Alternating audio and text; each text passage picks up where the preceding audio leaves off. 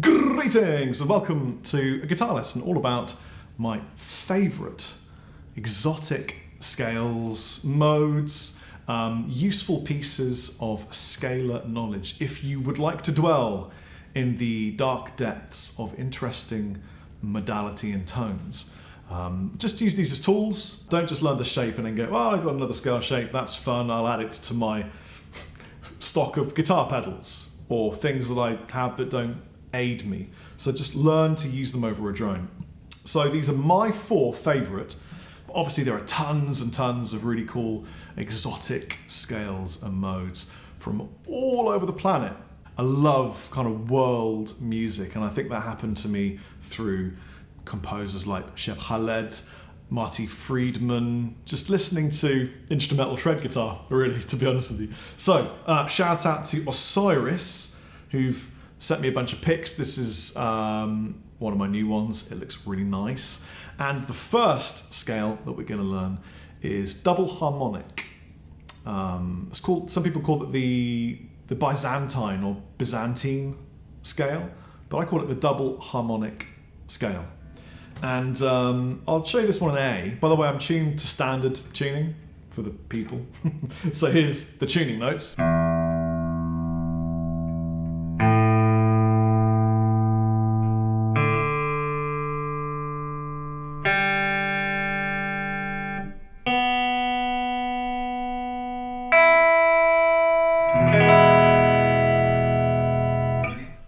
Using a Red Sea ML3 from Chapman Guitars, a small British/Maltese guitar company that I know and love. They're really good, check them out. And a V30 from Victory Amps. Anyway, double harmonic scale. Let's learn it in the key of A. So we're going to start with our second finger on the 5th fret E string and play that note. Step along a semitone. First finger to the A string, 4th fret, A string, 5th fret, and then take your 3rd finger along to the 7th fret A string, and then little finger down. So far you've got. Now you notice that I slid my first finger. You can play this A string 4-note pattern any way that sort of seems practical to you, but for me, when I'm playing it melodically, I tend to slide the first finger. Just, you could also go and slide the little finger. It's really up to you. That's the first few notes. So then first finger comes down, we're going to play the 6th fret D string, and then it's really just 3 in a row. Now we're going to step the first finger down to the G string and just go on the 6th fret, and then second finger onto the 7th fret. So the same thing, but B string and back a fret. So we're going to be going 5th fret, 6th fret. And again, down a string, back a fret, but this time 3 frets in a row. So the whole scale sounds like this.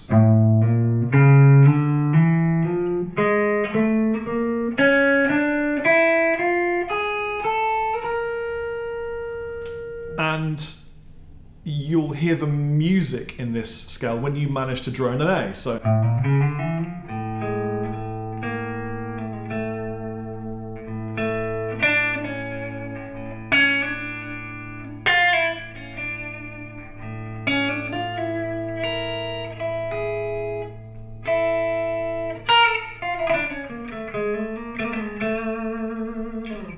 I really like it. It's such a kind of a haunting sounding mode. At first listen, you'll think, sounds like documentaries on the pyramids. But just delve into it, find chords in it, and it will really serve you and take you forward. So just one more time, I'll play it slowly. You can play along with me if you would like. At this point, please consider subscribing and liking this video, and also commenting something like, awesome scale video, and then that will really help me with the algorithm. Double harmonic scale.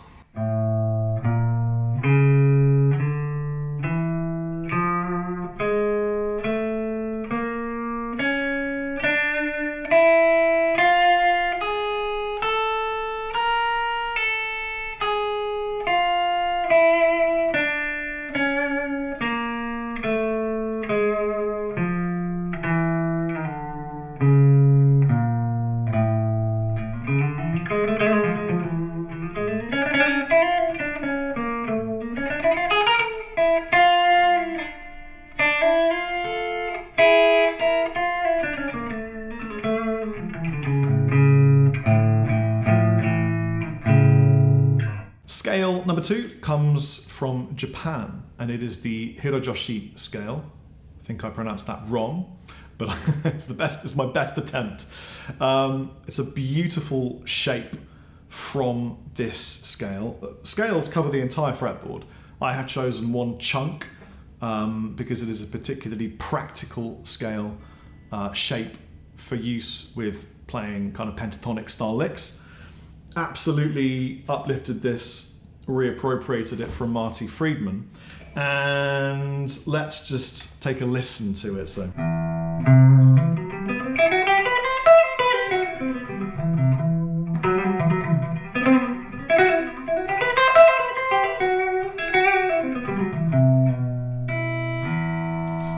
It's beauteous. We kind of kick off on a flat 5 intervallic. We're going to be playing this in E, by the way. So your little finger is serving the role of root. So we've got 11, 10, 9, 8th fret on the E string. The little finger is going to serve this root note on the 12th fret. The first finger comes down to the A string and along 1 fret. And then play the one next to it. Down a string and exactly the same thing. Down a string, G string, and then to the 11th fret G. Now you get a little bit stretchalicious. So down a string, back a fret, and the little finger is going to stay on the 12th fret. And then exactly the same for the E string.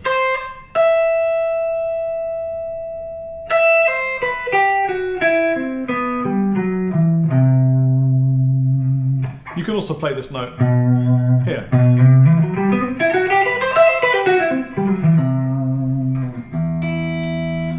It's beautiful, huh? Such a nice sounding scale, and the intervallic structure inside is so, I mean, in terms of the kind of music we listen to in the West, it's reminiscent of things we're familiar with, but just a little bit outside enough to sound exotic. And if you start making chords from these notes, you're going to find some really nice areas that just give you some beautiful things. The other cool thing is that a lot of this shape is very close together, so it's great for fast playing. That kind of, this area.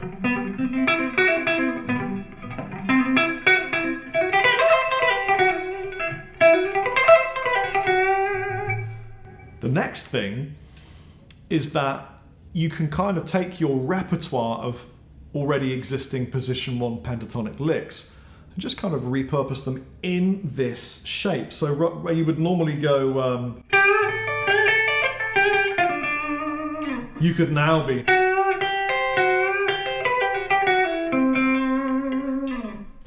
And instantaneous Japanese shred. I love it.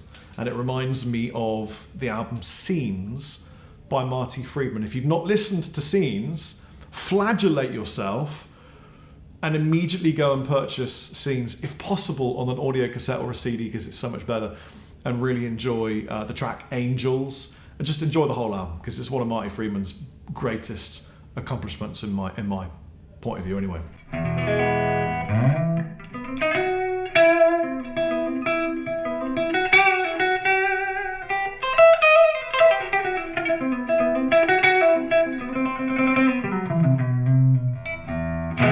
Hirojoshi scale. Next scale comes from India.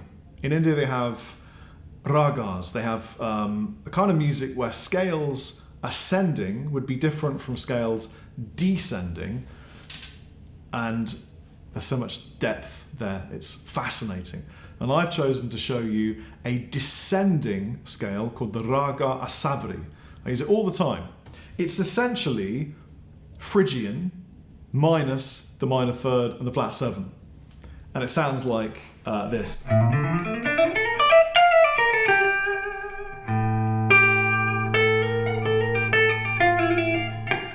And it just such a useful shape, such a great sound.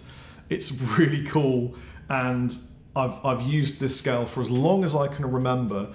I don't even recall whether I just kind of found the pattern that repeated or whether I learnt it from somewhere else. I probably lifted it from somewhere else, but I just have no memory. Anyway, descending, raga, asavari, and we'll do it in A. And it looks like this. It's really, really easy, which is really cool for the shreds tings. So 5th fret, 6th fret. You just come straight down to that 4th. And then go to the 5th, minor 6th. That's kind of it. We're just going to shift it through the string. So watch this. See what I did there? I jumped up to the octave. And you just repeat the pattern from here. And then again. No. So you've got a 3-octave lengthy version of the Raga asavari.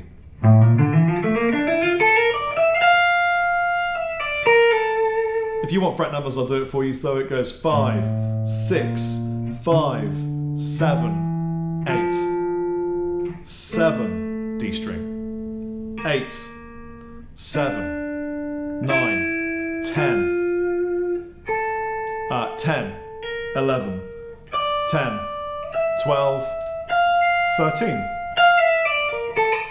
And it's beauteous. Enjoy that one. The last of my favourite 4 beautiful, exotic scales and modes is just good old Phrygian dominant. Can never get enough of this. I remember really exploring it the most in my solo for a track called Flower of Life from a band called Dorje, that some of you may remember.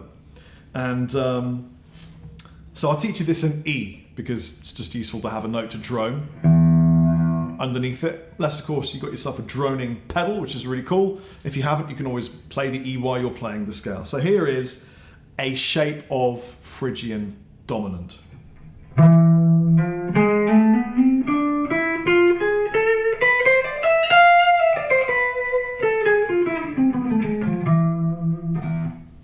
And let me sort of walk you through it. So 12th fret with your 2nd finger, and then 13th fret. 1st finger comes down to the 11th fret on the A string, and then we're going to play 12th fret A string.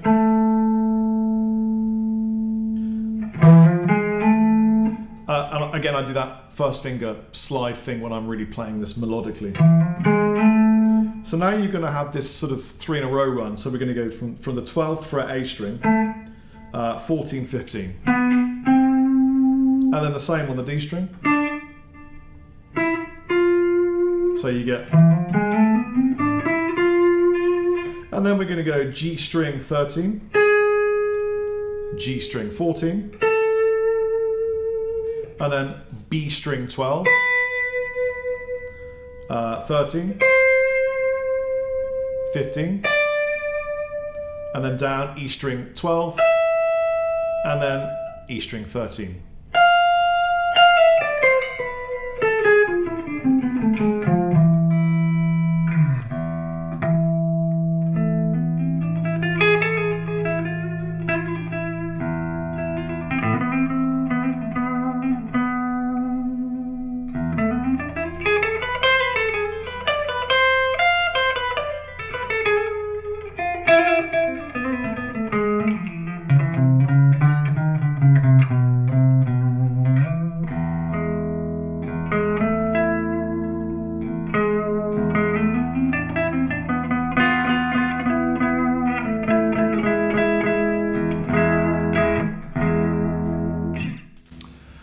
It's just kind of got this freeing quality to it that I love, and if you play it with distortion and volume, it just gets better. And I've written so many riffs and pieces in Phrygian dominant that I've probably lost count now, Flower of Life being one of my examples. Really hope you've enjoyed this. If you'd like more, please comment, "I'd like more," or something else of a similar ilk, and I will read it and know. And please, like I said, take the scale shape in, drone a note underneath it, whatever it is, and play it melodically and musically and learn from it. Don't just take in a shape and then just stick it on the shape pile. That would not be good. Take it easy. Chappers out.